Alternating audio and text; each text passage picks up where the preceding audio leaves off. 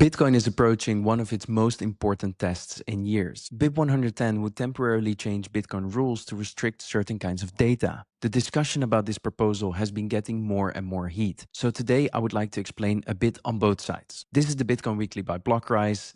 This is week number 30. Here is what actually is happening. Before we get into BIP-110, let me first explain what a BIP is. BIP stands for Bitcoin Improvement Proposal. It is a document that proposes a new feature, standard, or change for Bitcoin. Anyone can write one, and receiving a BIP number does not mean that the proposal has been approved. You may already use a BIP without realizing it. BIP-39, for example, published in 2013, introduced the system behind the familiar 12 or 24-word seed phrases used by many of the wallets. Over the years, some BIPs became widely adopted. Others were rejected, withdrawn, or remained proposals. BIP-110 is one of those proposals. It would temporarily change Bitcoin's rules to restrict certain kinds of data. Supporters say it protects node operators and keeps Bitcoin focused on money. Opponents say it turns a subjective idea of spam into protocol law. I am cautious about BIP-110. I understand why supporters want to protect the Bitcoin network, but I'm not yet convinced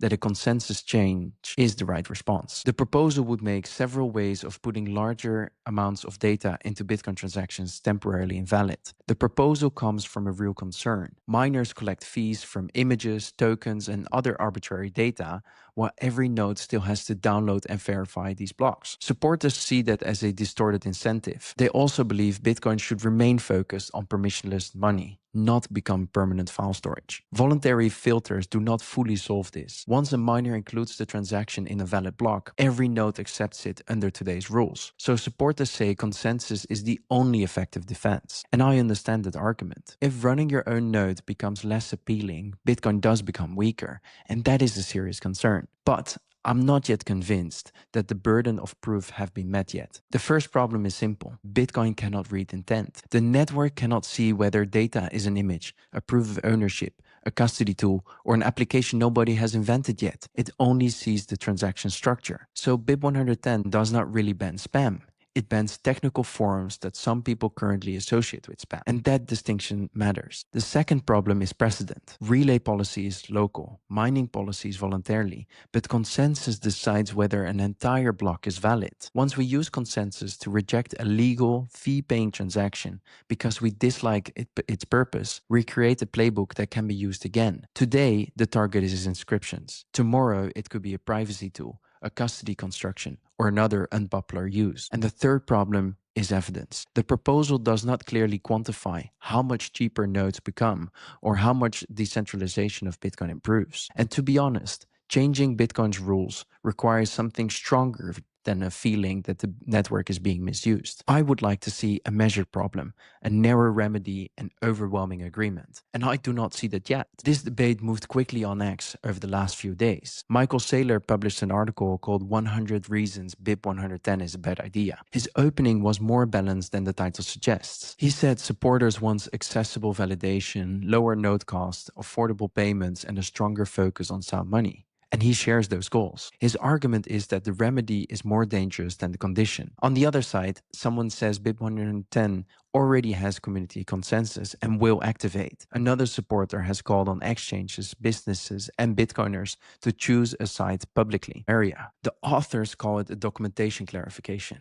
Critics call it another consensus bug. I am not going to pretend I can settle that code-level debate in a short video like this, but this is exactly why caution matters. If respected developers cannot yet agree on what the implementation does, this is not a moment to lower the bar for activation. We are also seeing individual node operators reverse course. Some people posted that they have stopped running BIP-110 and returned to plain Bitcoin knots. And those posts are anecdotes. They do not prove a broad migration yet, but they do show that this is not a one-way momentum. People are still making up their minds. I look at this in two ways at once. First, I respect the objective. Bitcoin must remain affordable to verify and payments do matter. Running a node should not become something only large companies can do. At the same time, BIP-110 asks the network to move a subjective dispute about acceptable use into consensus. And consensus is not a moderation tool. It is the foundation under every wallet, exchange, custodian, and Bitcoin holder. That foundation should only change when the technical case is clear and the agreement is overwhelming. Activation machinery can coordinate software. It cannot manufacture consensus. So my position is rather cautious. I understand the concern behind BIP-110, but I'm not yet convinced that changing consensus is the right response. For me, the question is not whether inscriptions are useful. Most of them probably are not. The question is whether disliking them is enough reason to change Bitcoin validity rules. I do not think that that case has been made yet. Consensus changes require overwhelming evidence and overwhelming alignment, and I do not see that either. Bitcoin's neutrality can be frustrating. It protects transactions and users we may not personally like, but that is also the reason why Bitcoin has no manager. For now, I see a greater governance risk in changing the rules than in the problem BIP-110 is trying to solve. This is not financial advice, it's just my perspective on what's happening. Do your own research. See you in 2 weeks. Don't forget to subscribe and verify your Bitcoin.